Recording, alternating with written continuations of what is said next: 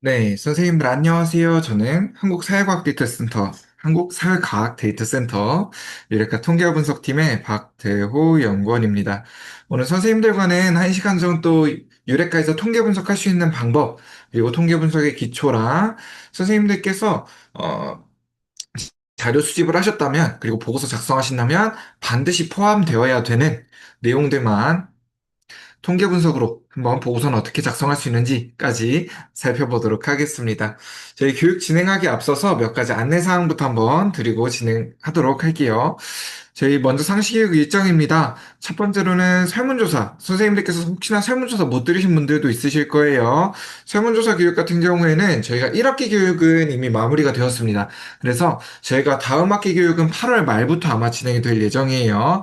저희가 기본적으로는 둘째 주, 넷째 주 목요일에 상시 교육들이 진행되고 있었는데 선생님들께서 목요일에 진행하면 교육 듣기가 조금 어려워요 라고 말씀하시는 분들이 있어서 저희가 지금 선생님들의 의견을 조금 취합하고 있습니다. 그래서 일단은 8월 중에 진행이 된다라고만 생각을 해주시면 좋을 것 같고요. 교육 일정 같은 경우에는 추후에 저희 유레카 홈페이지를 참고해 주시면 좋을 것 같아요. 그리고 두 번째로 교육은 1시간 동안 조금 속도감 있게 진행될 예정이에요. 저희가 교육 영상 녹화본 같은 경우에는 선생님들께서 작성 주셨던 메일로다가 다시 한번 발송드릴 예정입니다. 그래서 혹시나 중간에 놓치신 부분이 있으시면 우선은 제가 진행하고 있는 부분을 같이 한번 따라와 주시면 좋을 것 같아요. 그리고 놓치신 부분은 영상을 통해서 다시 한번 확인해 주시면 좋을 것 같습니다. 세 번째로 질문사항은 채팅창에 남겨주세요. 지금 제가 채팅창도 같이 함께 보고 있습니다. 그래서 혹시나 제가 중간에 녹일 수 있는 부분들은 녹여서 같이 말씀을 드릴 거고요. 중간에 녹이기 좀 어려운 부분이다 싶은 분은 제가 교육 마친 이후에 한 번에 안내 드리도록 하겠습니다. 마지막으로 네 번째로 교육 마친 이후에 상시교육 만족도 조사가 진행될 예정이에요. 저희가 참여해주시면 또 추첨 통해서 소정의 선물까지 같이 보내드리니까 교육 끝났다 이러고 바로 나가지 마시고 저희 그 만족도 조사까지도 함께 참여를 해주시면 좋을 것 같습니다. 그러면 오늘 교육 같은 경우에는 저희가 실습으로 진행되는 부분이 거의 없어요. 실습으로 진행되기보다 제가 선생님들께 이렇게 이렇게 활용하시면 됩니다. 라고 안내 위주로 드릴 예정입니다. 그러다 보니 선생님들께서 실습하신 부분이 많지는 않지만 혹시 제가 진행하고 있는 부분을 동일하게 같이 한번 따라해보고 싶다라고 하시는 분들은 지금 앞에 화면에 나와 있는 방법으로 로그인을 해주시면 좋을 것 같아요. 제가 이 로그인 하실 수 있는 방법은 채팅창에 다시 한번 남겨드리도록 하겠습니다.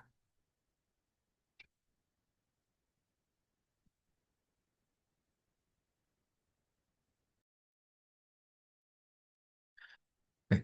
오늘 선생님들께서 실습으로 저랑 같이 진행하실 부분은 많지는 않지만 조금이라도 내가 같이 해보고 싶다라고 하시는 선생님들께서는 지금 제가 입력해둔 주소 그리고 아이디 패스워드 이용해서 먼저 유레카에 로그인을 해주시면 좋을 것 같아요.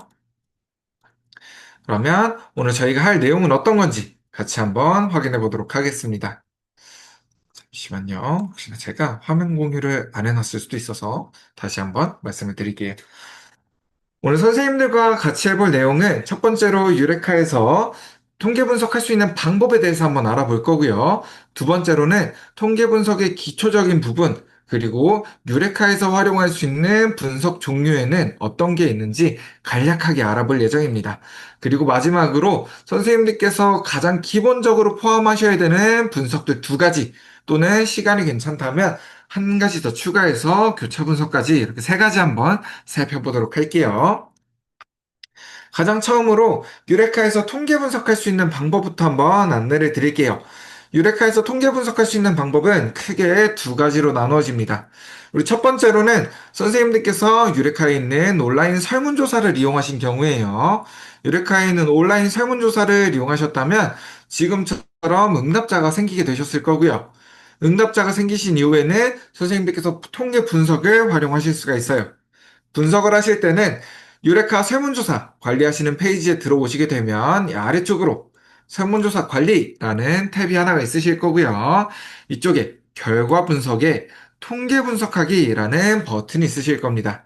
이 버튼을 클릭해서 1차적으로 유레카에서 제공해드리는 응답 결과를 확인해 보실 수가 있어요.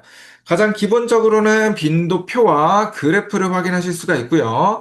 그래프 같은 경우 막대형 그래프로 기본 제공이 되지만 선생님들 필요에 따라서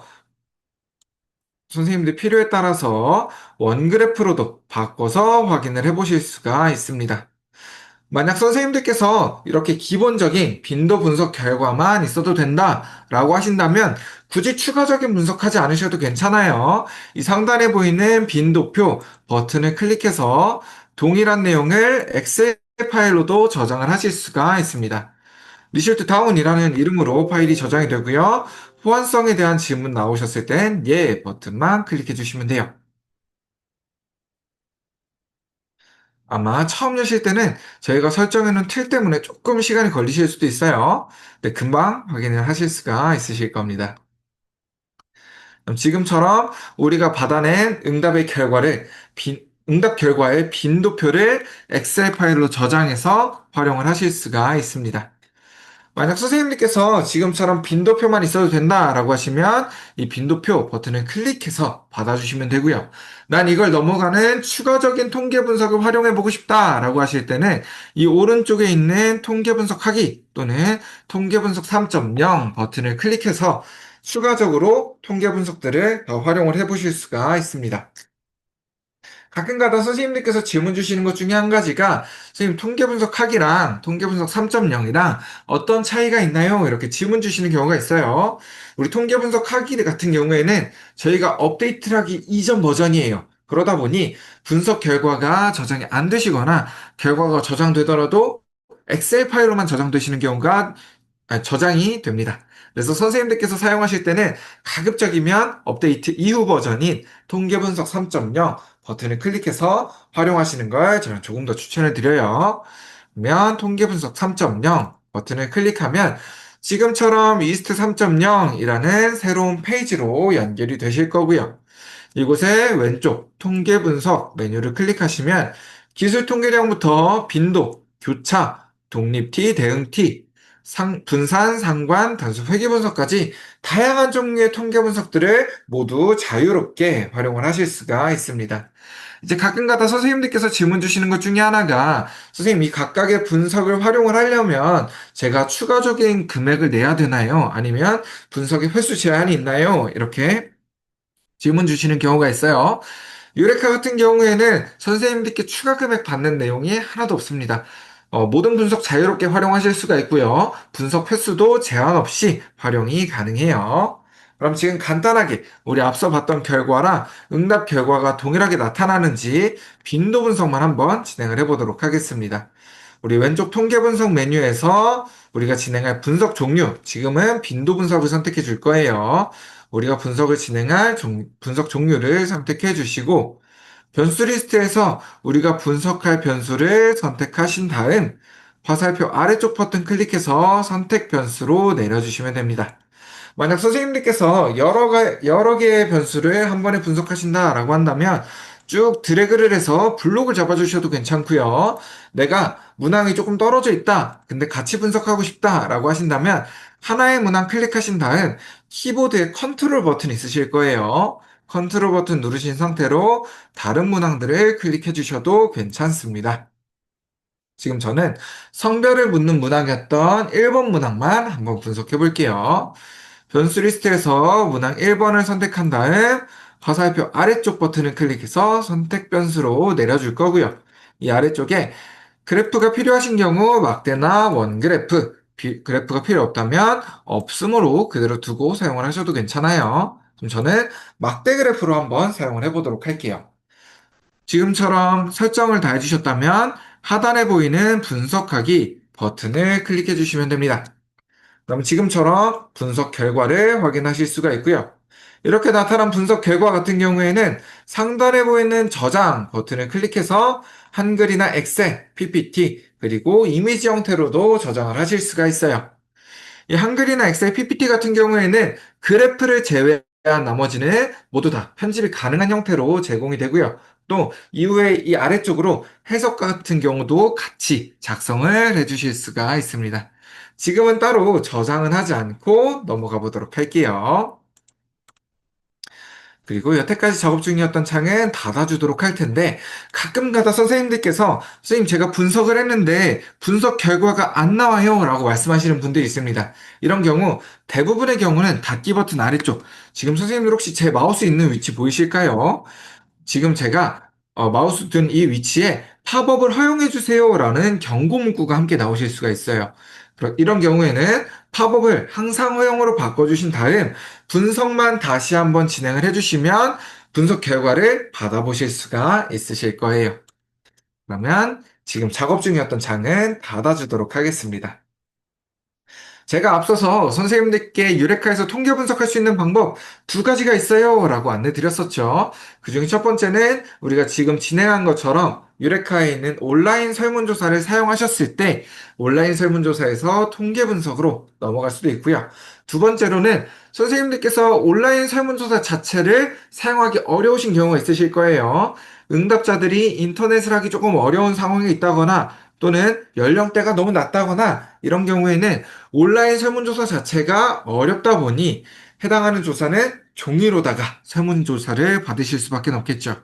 지금처럼 종이로다가 설문조사 받으신 경우에는 엑셀 파일 형태로 원자료만 저장해 주세요. 그러면 업로드해서도 분석을 하실 수가 있습니다. 그래서 지금은 제가 선생님들께 종이로다가 설문조사 받으셨을 때 죄송해요. 종이로다가 설문조사 받으셨을 때 엑셀 파일 원자료화 시키시는 방법도 같이 한번 안내를 드리도록 하겠습니다. 종이로다가 원자료, 설문조사를 받으셨을 때 엑셀 파일로 원자료화 시키시는 방법도 한번 보여드리도록 할게요. 가장 처음으로 몇 가지만 입력해 보도록 하겠습니다. 성별, 학년, 수업 만족도, 급식 만족도라고 입력을 해주도록 할게요.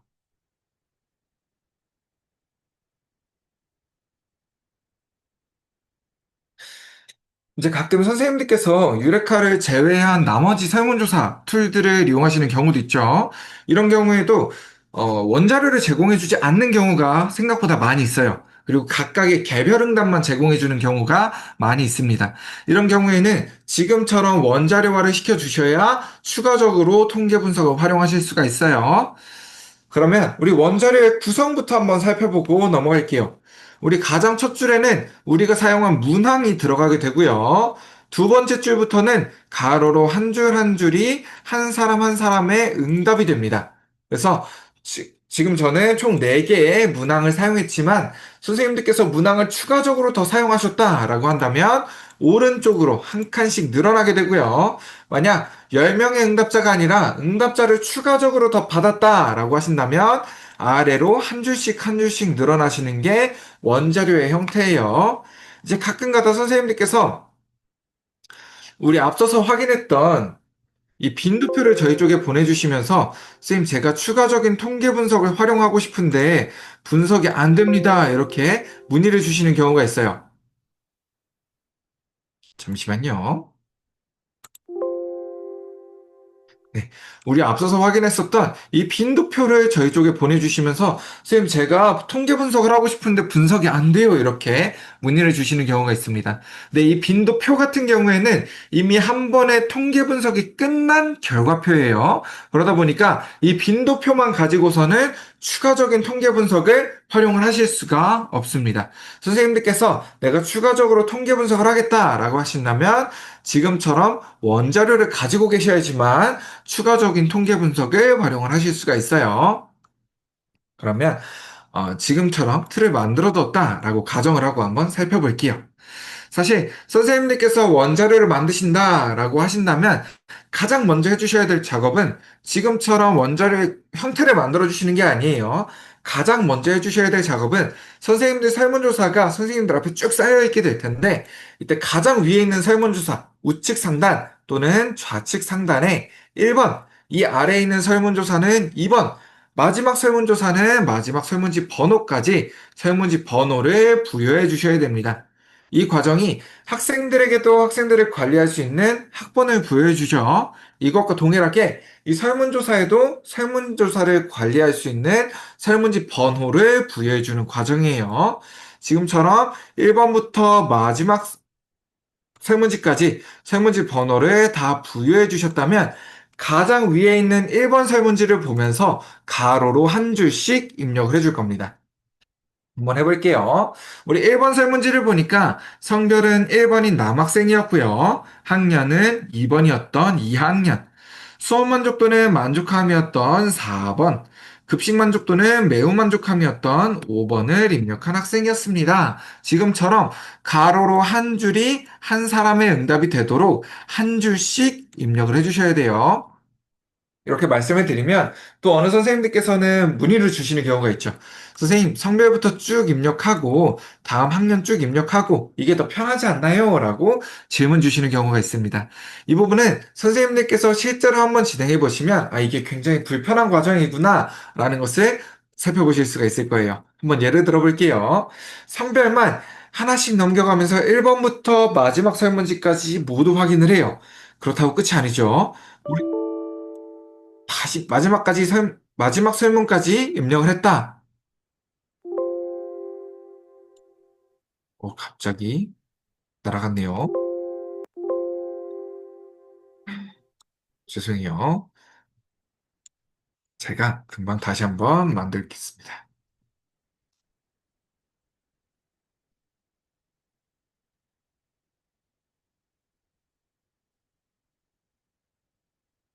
그리고 여기에 1번, 2번, 4번, 5번. 네. 만약 선생님들께서 세로의 형태로 작성을 하셨다면 마지막 설문지까지 작성했다라고 끝이 아니고 다시 처음으로 넘어와서 다른 문항에 대한 내용도 마지막 설문조사까지 쭉 다 입력을 해주셔야 됩니다. 사실 지금처럼 원자료를 입력하시는 과정에서 빈칸이 나타난다거나 또는 응답을 밀려 쓴다거나 또는 오타가 발생되는 경우가 굉장히 많이 발생을 합니다. 만약 우리가 지금 입력한 것처럼 가로의 형태로 해당하는 설문조사의 모든 내용을 입력해 주시는 형태로 입력을 하셨다면 이 설문조사만 어디서부터 밀려 썼는지 또는 어디서부터 오타가 발생했는지 다시 한번 확인을 해주시면 돼요. 하지만 만약 선생님들께서 세로의 형태로 작성을 하셨다면 어디서부터 밀렸었는지 또 어디서부터 오타가 발생했는지 정확하게 알 수가 없다 보니까 전체 설문조사를 다시 한번 확인해 주셔야 된다라는 불편함이 생기게 됩니다.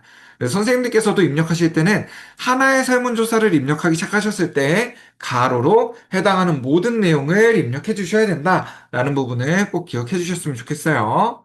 우리 다음으로 2번 설문조사도 한번 볼게요. 2번 설문조사를 보니까 성별은 2번인 여학생이었고요. 학년은 5학년, 수업 만족도는 3번, 급식 만족도는 2번을 입력한 학생이었습니다. 지금처럼 하나의 응답을 입력하기 시작하셨을 때 가로로 모든 내용들을 입력해 주셔야 된다라는 부분을 꼭 기억을 해 주셨으면 좋겠어요. 그러면 지금은 아래 칸들은 임의로 한번 채워보도록 하겠습니다. 아래 칸들은 한번 임의로 채워볼게요. 이제 가끔가다 선생님들께서 선생님 원자료를 입력하고 있는데 이렇게 숫자 형태 말고 1번 대신 남자, 2번 대신 여자 이렇게 입력을 하면 안 되나요? 라고 질문 주시는 경우도 있어요. 원자료 같은 경우에는 지금처럼 숫자의 형태로 입력이 되어 있어야 컴퓨터가 이 자료를 가지고 분석을 진행할 수 있어요. 그러다 보니 선생님들께서도 원자료를 만드실 때 남자, 여자, 뭐 매우 만족한다, 전혀 만족하지 않는다 이렇게 내용으로 입력해 주시는 게 아니라 보기의 번호 순서로 입력을 해 주셔야 됩니다. 그럼 여기서 한 가지만 더 말씀을 드리고 넘어가도록 할게요. 이제 저희 쪽으로 가끔 질문 주시는 것 중에 하나가, 선생님, 제가 평균 문항을 만들고 싶은데 어떻게 만들어야 될지 모르겠어요. 라고 질문 주시는 경우가 있습니다. 아마 대부분의 선생님들께서는 이미 잘하고 계실 거예요. 근데 이 부분을 조금 어려워하시는 분들이 있어서 제가 평균 문항 만드시는 것까지도 같이 한번 안내를 드리도록 하겠습니다. 먼저, 선생님들께서 만약 이 수업 만족도, 그리고 급식 만족도의 평균을 학교 만족도라고 보고 싶어요 라고 하신다면 우리가 분석할 자료 오른쪽으로 학교 만족도, 우리가 이름 지어줄 학교 만족도라는 새로운 문항을 입력해 주시면 됩니다. 그리고 이 아래쪽으로는 우리가 평균을 구하는 함수를 입력해 주도록 할 거예요. 가장 먼저 우리가 함수를 입력할게요 라고 이야기하는 등호 표시를 먼저 입력해 주시고 평균을 구하는 함수인 average 함수를 이용해 주도록 할 겁니다. 만약 지금 제가 사용하는 것처럼 우리가 평균 구할 문항이 붙어 있게 된다라고 한다면 평균 구할 문항들을 쭉 블록을 잡아주셔도 돼요. 근데 만약 선생님들께서 사용하실 때 평균 구해야 되는 문항들이 다 떨어져 있어요 라고 하신다면 하나의 문항을 클릭하신 다음 다음 문항을 클릭해서 마지막으로 괄호만 닫아주시면 됩니다. 지금처럼 이 문항에 대한 평균 점수, 이 두 개의 자료에 대한 평균 점수를 한 번에 구해주게 될 거예요.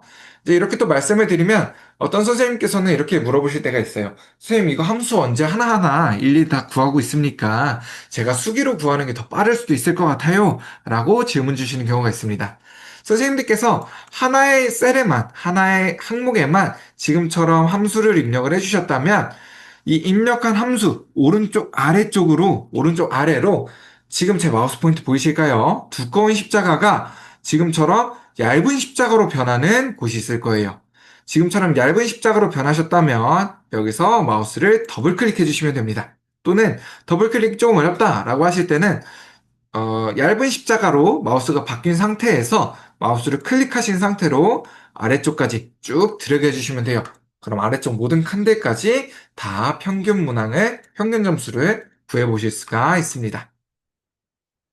그러면 이제 이 파일은 저는 바탕화면에 한번 저장해 보도록 할게요.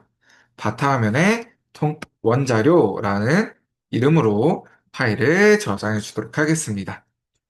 다음으로 작업 중이었던 창은 닫아줄 거고요. 작업 중이었던 창은 닫아줄 거고요. 이번에는 다시 유레카로 넘어와서 유레카의 세 번째 메뉴인 통계 분석 메뉴로 들어가 주도록 할 거예요. 이 통계 분석 메뉴에 보시면 내 자료 분석하기, 수업 효과성 분석 두 개로 나누어집니다. 선생님들께서 가끔 어디에서 사용해야 되나요? 이렇게 질문 주시는 경우가 있으신데 어디에서 사용하셔도 사용하실 수 있는 기능은 다 동일합니다. 선생님들 편하신 곳에서 사용을 해주셔도 괜찮아요. 이제 한 가지 차이만 있다면 내 자료 분석하기에서는 제가 선생님들께 지금 보여드렸던 원자료를 만드는 방법이 기재가 되어 있고요. 우리 수업 효과성 분석에서는 네이리스 심화교육에서 안내를 드릴 사전조사와 사후조사를 하나의 파일로 합치는 방법이 기재되어 있다라는 부분만 차이가 있고 사용할 수 있는 모든 기능, 사용하는 방법은 모두 동일합니다. 그럼 저희는 통계 분석 메뉴 중 내 자료 분석하기로 들어가서 한번 파일을 업로드 하도록 할게요. 지금처럼 각각의 메뉴로 들어와 주셨다면 화면 가운데 있는 돋보기 모양을 클릭해 주시고 방금 만들었던 원자료 파일을 열어주도록 할 거예요. 그럼 지금처럼 파일이 업로드가 되고요. 여기서 분석하기. 가장 처음으로 유레카에서 오류가 나타나면 오류가 나타날 만한 게 있는지 먼저 한번 확인을 해줄 거예요. 이때 오류가 검출되지 않았습니다. 분석이 가능합니다. 라는 문구로 확인하셨다면 하단에 보이는 분석하기 3.0 버튼을 클릭해 주시면 됩니다. 여기서는 우리가 만든 문항들을 동일하게 확인을 해 보실 수가 있어요. 지금은 따로 분석하지 않고 넘어가 보도록 할게요. 그러면 지금부터는 제가 선생님들께 통계 분석의 기초, 그리고 유레카에서 사용할 수 있는 통계 분석에 대한 내용들도 한번 안내를 드리도록 하겠습니다. 저희가 오늘 교육 같은 경우에는 정말 기본적인 내용들로만 진행이 될 예정이고요. 혹시나 사전사후 분석 선생님들께서 하시는 선생님들 있으실 거예요. 이 사전사후 분석이 궁금하신 선생님들께서는 내일 교육에 같이 참여를 해주시면 좋을 것 같습니다.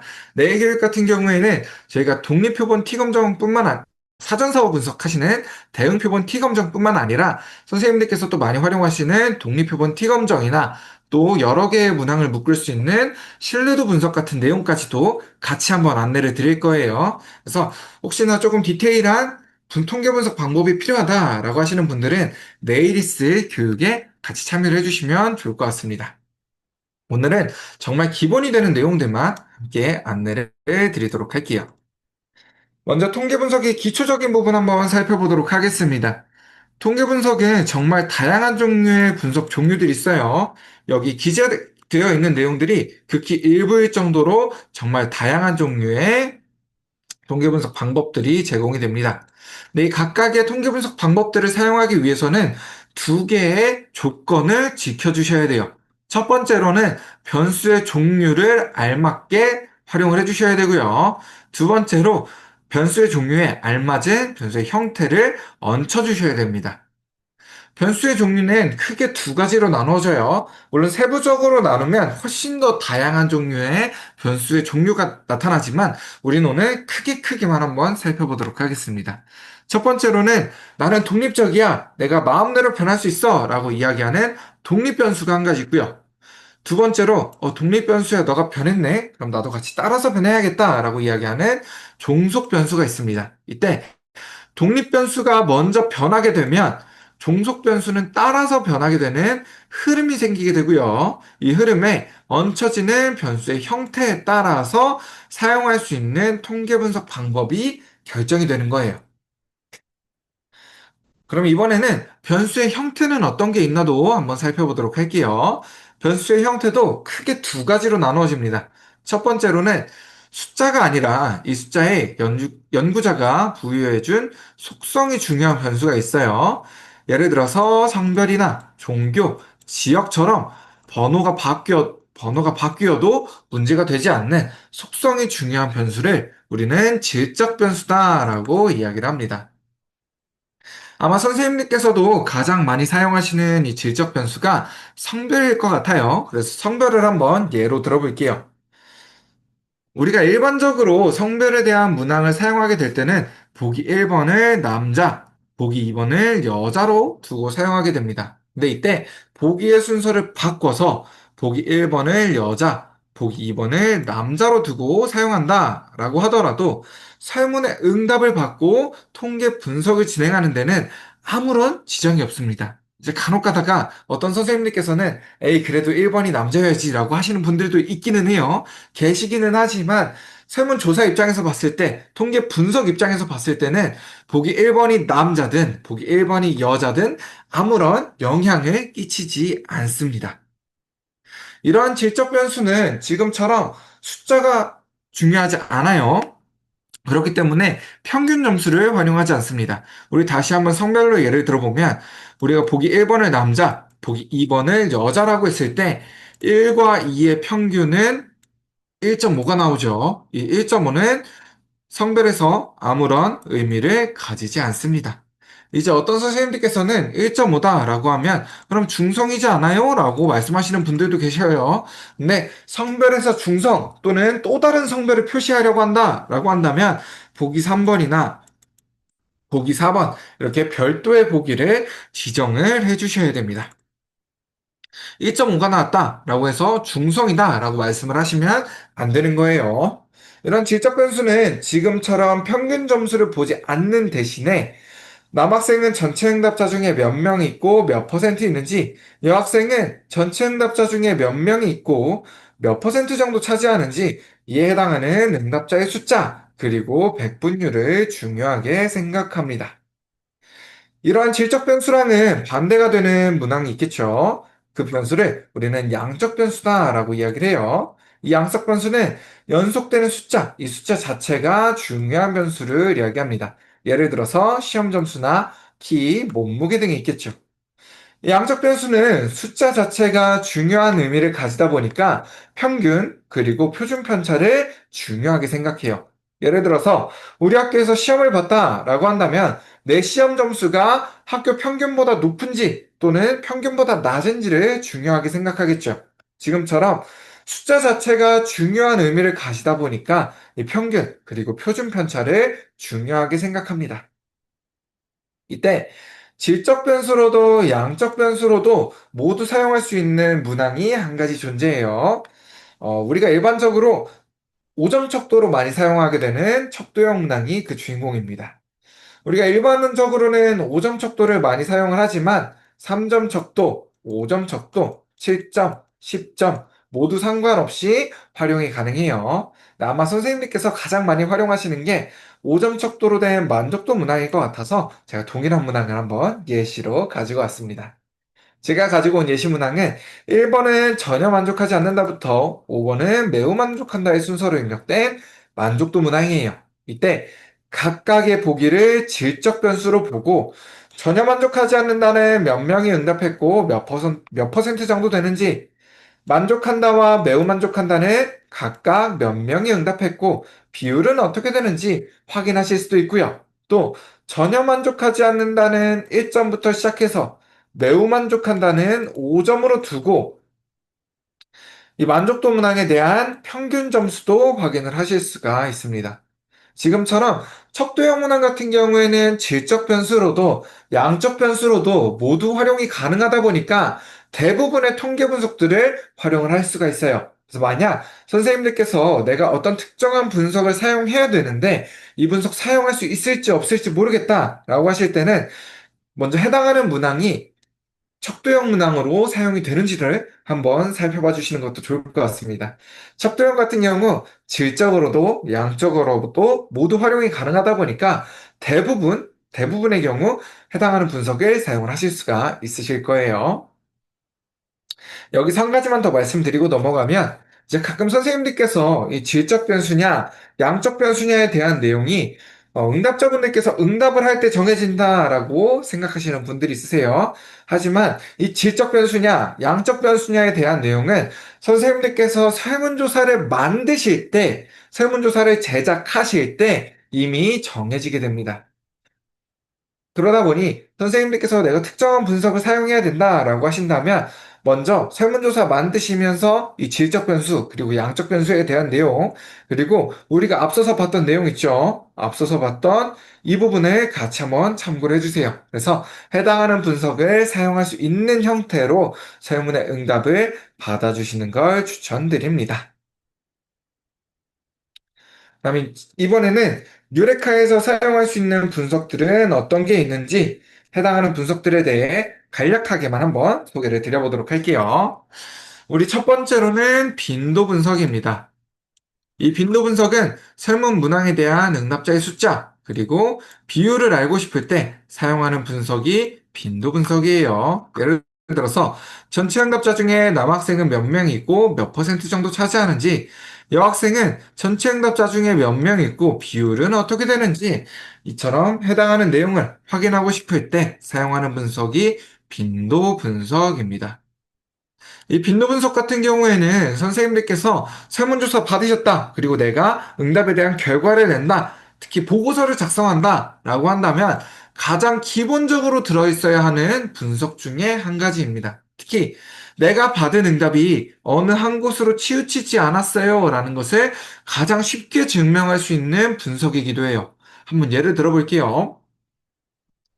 제가 학생들에게 응답을 받고 결과를 내는데 제가 하고 싶은 내용은 이건 남학생과 여학생의 평균적인 의견입니다 라고 이야기를 하고 싶어요.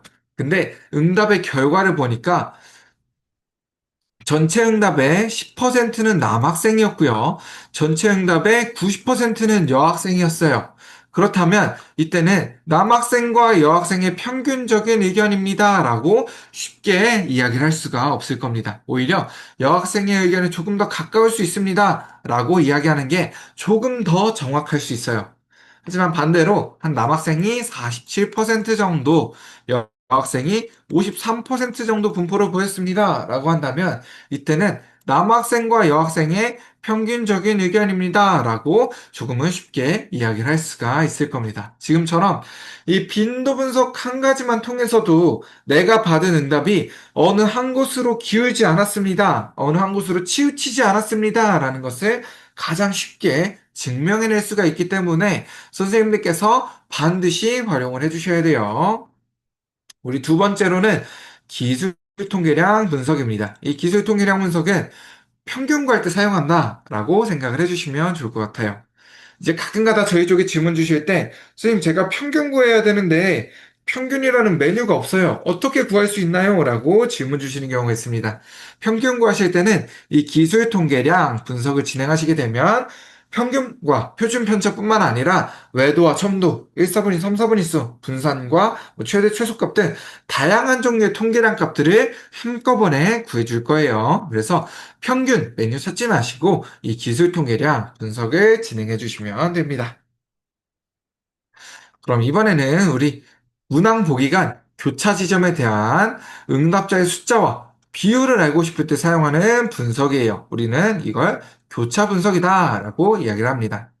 아마 이야기만 들으면 조금은 헷갈리실 수도 있어요. 제가 한번 예시를 들어드릴게요.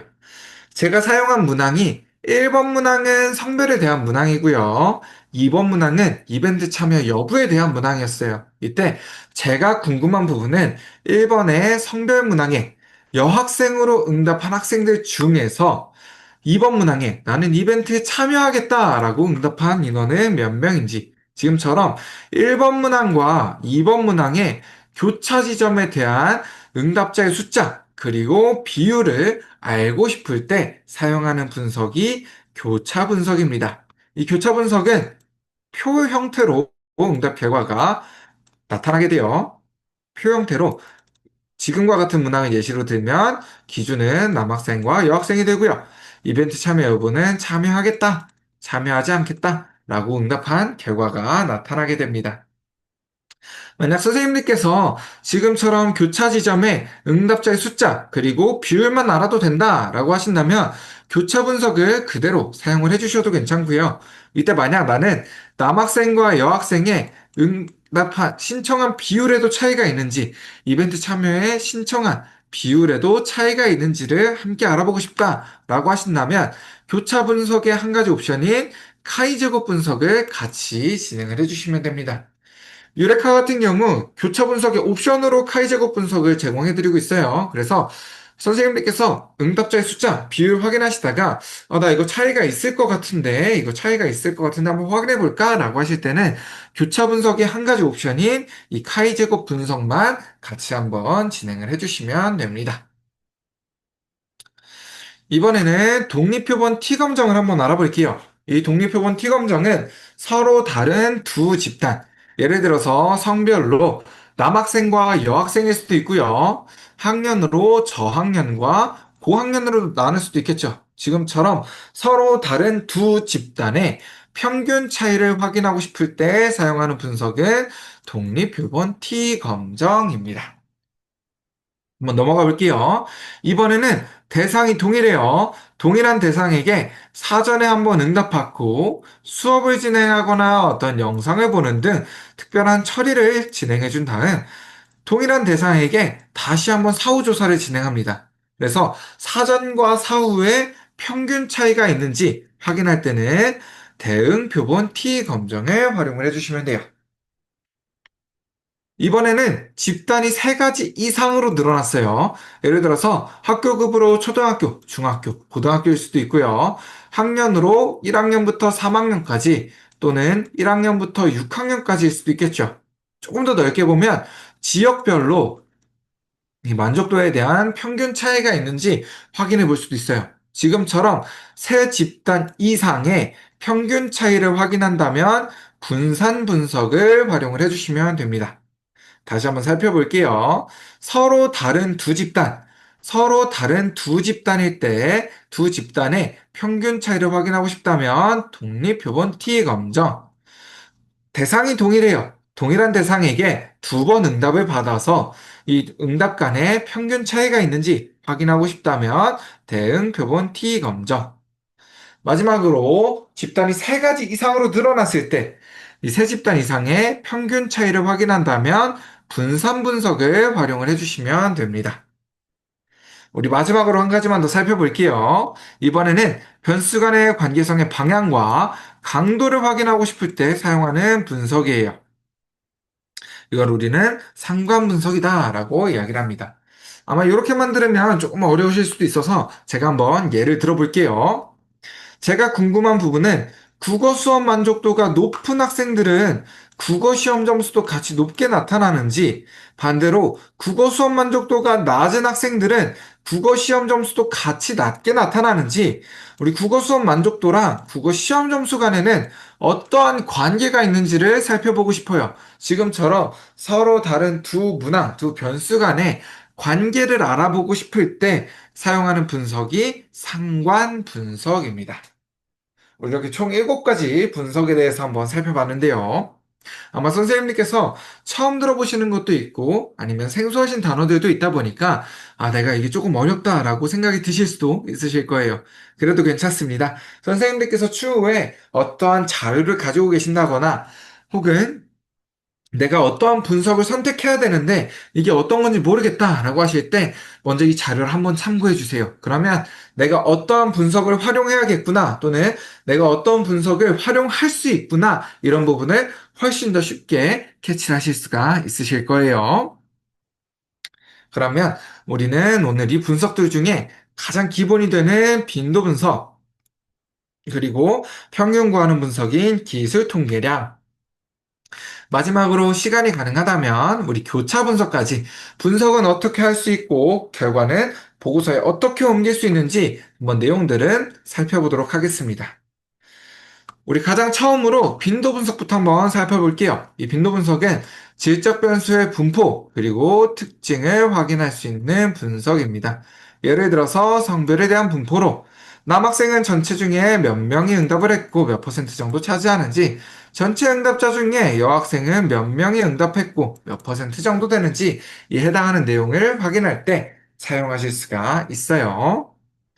빈도 분석은 제가 앞서서 한번 선생님들께 보여드렸을 겁니다. 리스트 3.0까지 넘어오신 다음 왼쪽 통계 분석 메뉴에서 빈도 분석을 선택해 주시고 변수 리스트에서 우리가 빈도를 확인할 문항을 아래 선택 변수로 내려주시면 돼요.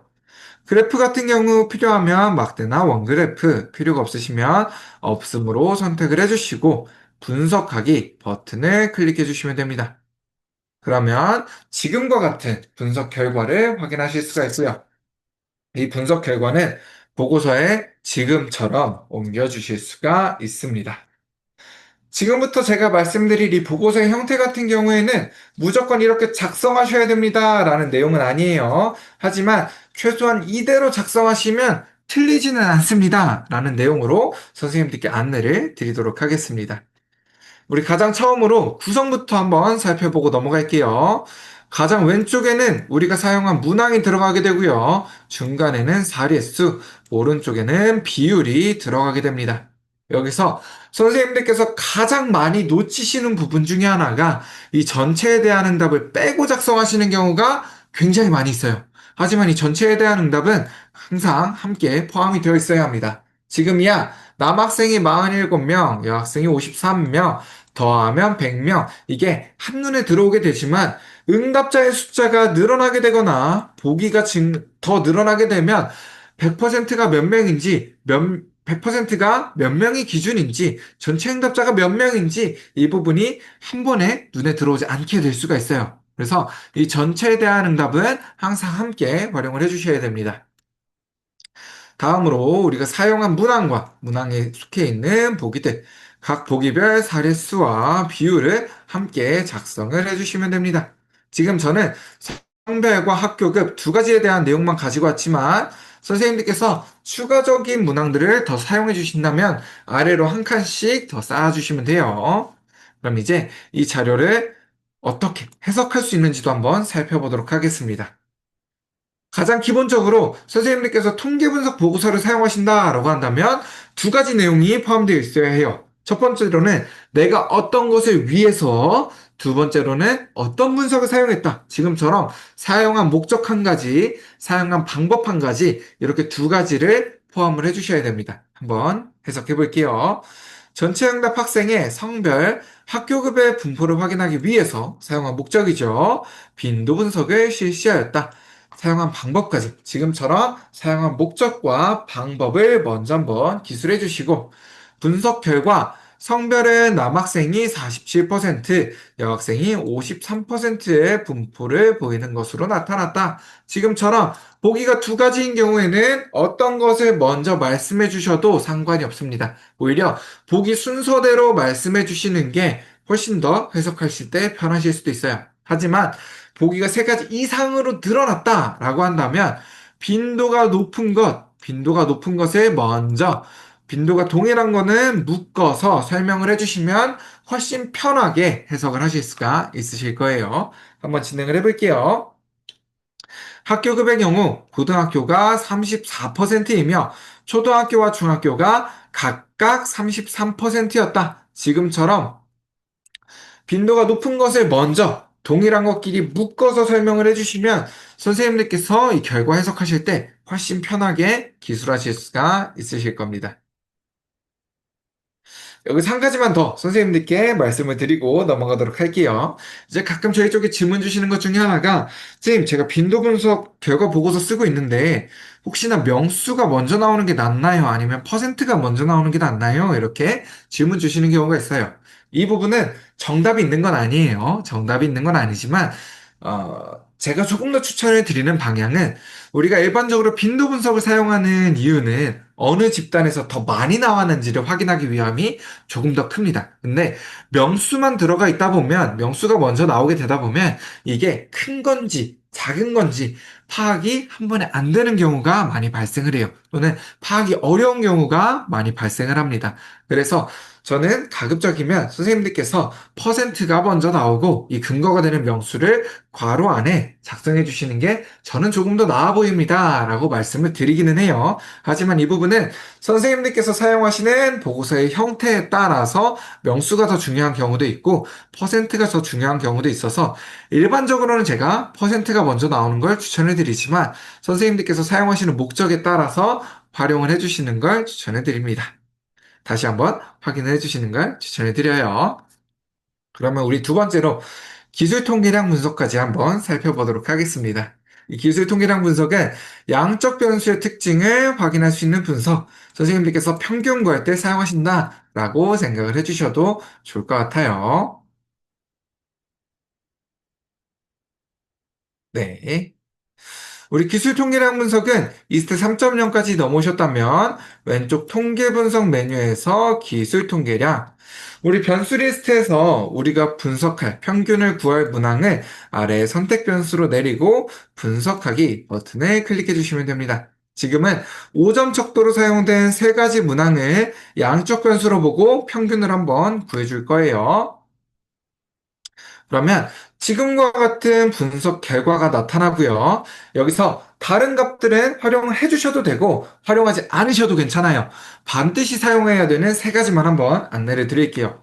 가장 처음으로 대부분의 통계 분석에서는 관측치 또는 빈도 또는 자료수 이렇게 표현되는 몇 개의 자료를 활용했는지에 대한 내용은 함께 포함을 해주시는 게 좋습니다. 그래서 이 관측치는 함께 활용을 해주시고 우리가 기술 통계량 분석 진행하는 이유는 일반적으로 평균을 보기 위함이 크죠. 그렇기 때문에 이 평균, 그리고 이 평균의 친구가 되는 표준 편차, 이 세 가지는 반드시 사용을 해주시는 게 좋아요.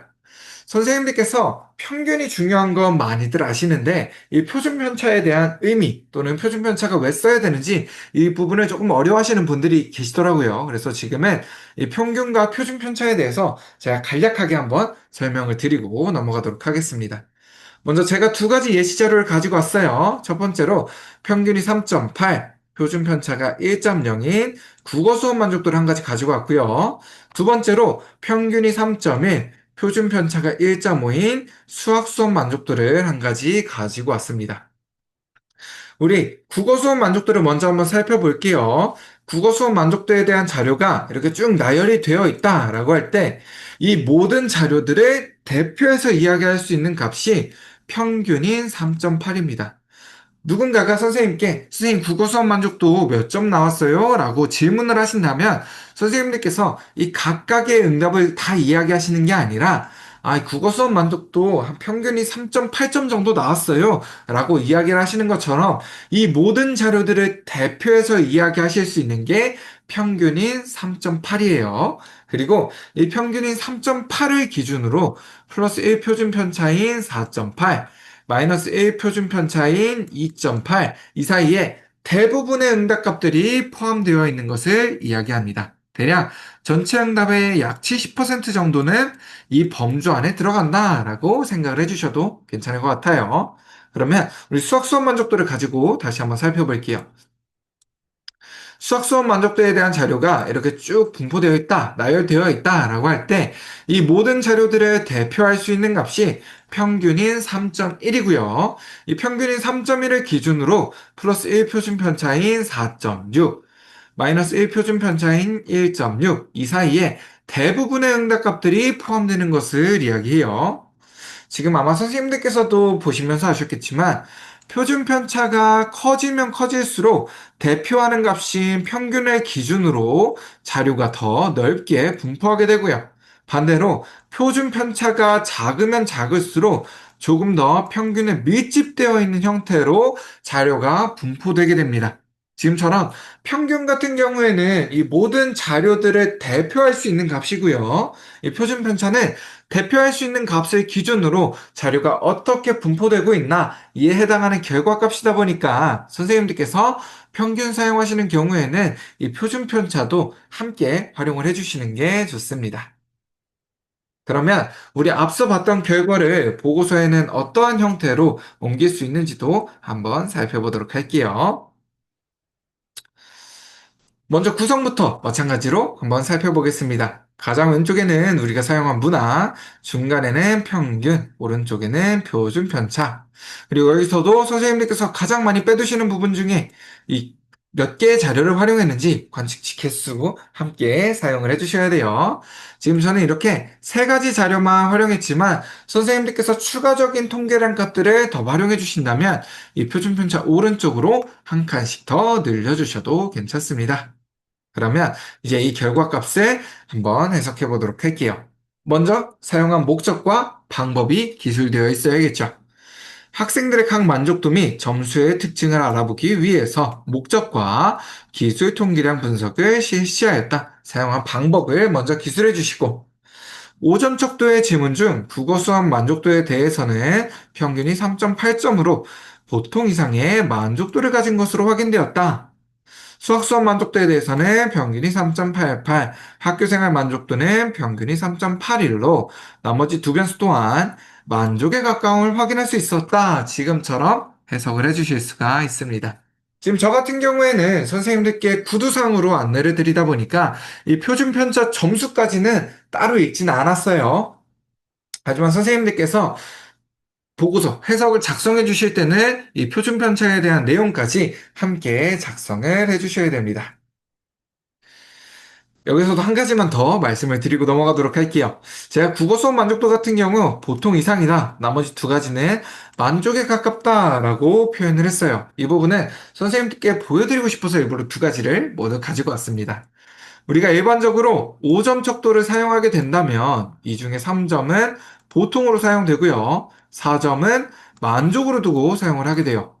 이 중에서도 3.8이 넘어가면서 일반적으로 3.8이 넘어가면서 4점이 조금 못 미치게 되는 경우에는 결과적으로는 4점에 미치지 못했기 때문에 보통 이상이다라고도 작성해 주실 수가 있고요. 또 그래도 4점에 가깝게 나타나기 때문에 만족에 가깝다라고 표현을 하실 수도 있어요. 이 부분은 연구자분의 선택입니다. 내가 만족에 가깝게 나타나는 게 내가 해석할 때 조금 더 유리해. 내가 조금 더 보고서 쓸 때 유리해. 라고 하신다면 3.8이 넘어가면서 4점이 조금 못 미치는 정도는 만족에 가깝게 라고 표현을 해주셔도 괜찮고요. 나는 그래도 만족이라는 것 자체를 조금 더 예민하게, 깐깐하게 보겠어. 조금 더 보수적으로 보겠어. 라고 한다면 4점에 가깝게 나오더라도 3.9 얼마 이렇게 나오더라도 보통 이상이다. 라고 작성해 주실 수가 있습니다. 이 부분은 연구자분의 선택인 거예요. 이때 한 가지 주의해 주셔야 될 부분이 있어요. 선생님들께서 하나의 기준을 선정하셨다면 모든 문항에 대해 동일한 기준을 적용해 주셔야 됩니다. 예를 들어서 국어 수업 만족도는 3.88인데 보통 이상이다 라고 작성을 하시고 수학 수업 만족도는 3.83점인데 만족에 가깝다. 만족에 가깝다. 이렇게 표현을 하시면 안 된다라는 거예요. 만약 내가 3.8이 넘어가는 모든 내용들은 만족에 가깝다고 보겠어 라고 한다면 모든 문항에 대해 동일한 기준을 적용을 해주셔야 됩니다. 선생님들께서 3.85가 넘어가는 모든 내용은 난 만족으로 보겠어 라고 한다면 모든 문항에 대해서 3.85가 넘어가는 모든 내용들은 만족으로 활용을 해주셔야 된다라는 내용이에요. 제가 여기서 선생님들께 한 가지만 한번 여쭤보고, 네, 앞으로 진행을 어떻게 할지 한번 여쭤보도록 하겠습니다.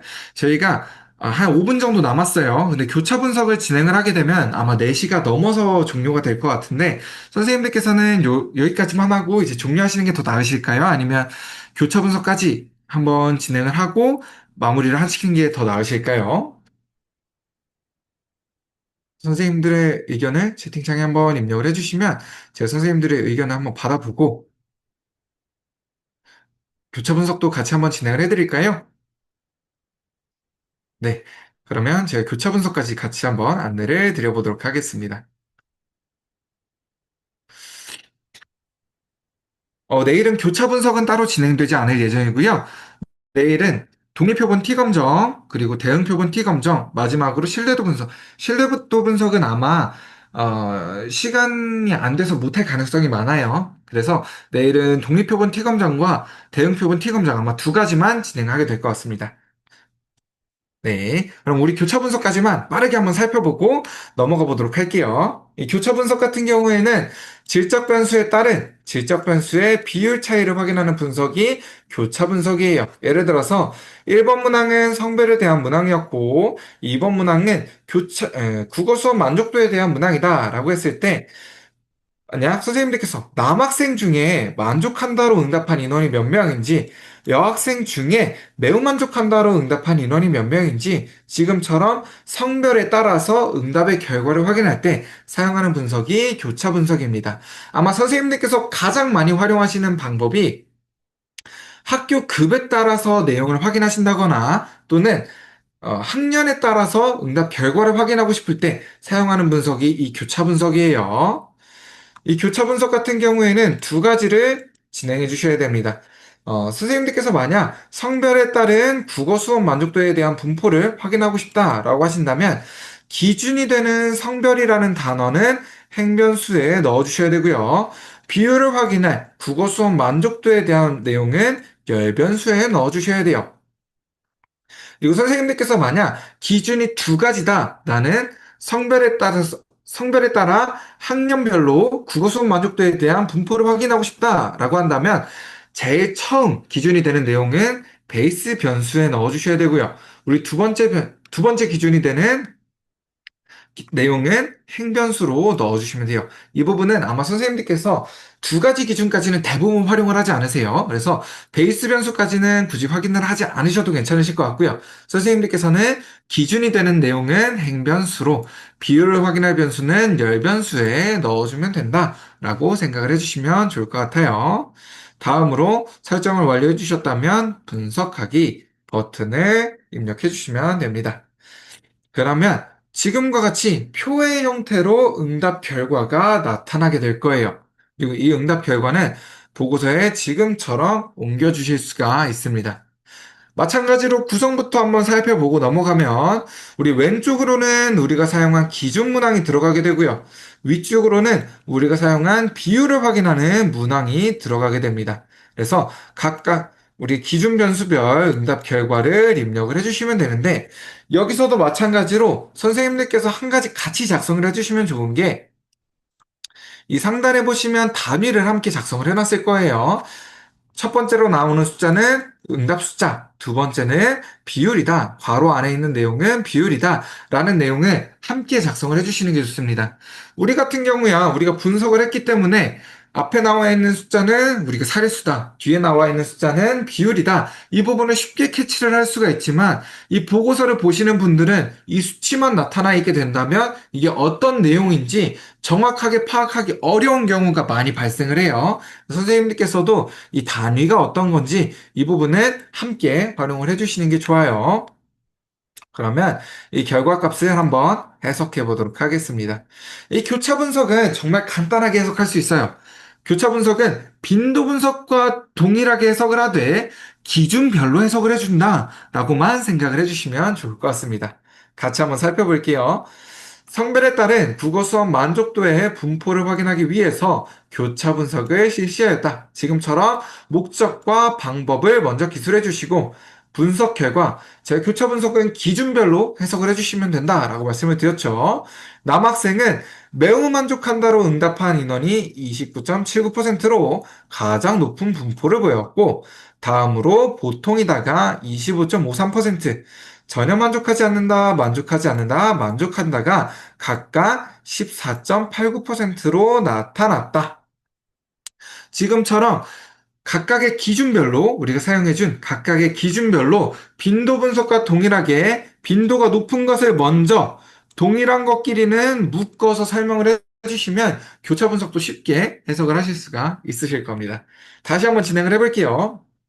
여학생의 경우 매우 만족한다가 54%로 가장 높은 분포를 보였고 보통이다와 만족한다가 각각 20%, 전혀 만족하지 않는다, 만족하지 않는다가 각각 1%로 나타났다. 지금처럼 기준별로 빈도가 높은 것을 먼저 동일한 것끼리는 묶어서 설명을 해주시면 훨씬 편하게 기술하실 수가 있습니다. 여기서 가끔 선생님들께서 질문 주시는 게, 선생님, 그럼 이거 전체에 대한 내용은 따로 해석하진 않아도 되나요? 라고 질문 주시는 경우가 있어요.